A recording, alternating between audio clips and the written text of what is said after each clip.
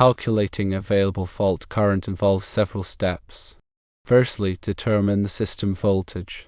Obtain the nominal voltage of the electrical system at the location of interest. Examples include 120 volts, 240 volts, or 480 volts. Secondly, identify the fault location. Specify the point in this system where the fault is expected to occur, such as the service entrance, a subpanel, or a branch circuit. Thirdly, calculate the short circuit current, or SCC. The formula for this is SCC equals system voltage divided by the sum of fault impedance and line impedance. Fault impedance is the impedance presented by the fault condition, typically assumed to be 0 ohms for solidly grounded faults. Line impedance is the impedance of the conductors between the fault location and the source.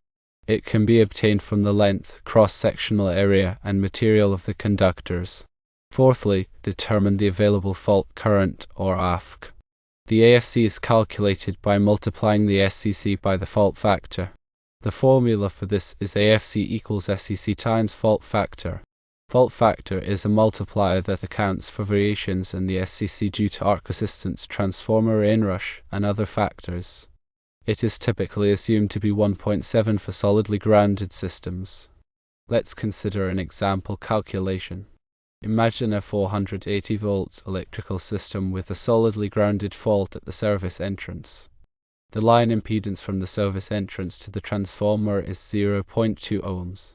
To calculate the SCC, we have 480 volts divided by the sum of 0 ohms plus 0.2 ohms, which equals 24,000 amps.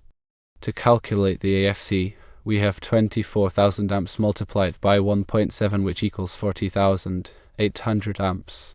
Therefore, the available fault current at the service entrance is 40,800 amps.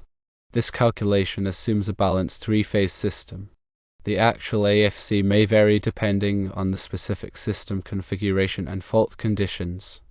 It is recommended to consult with a qualified electrical engineer for accurate calculations.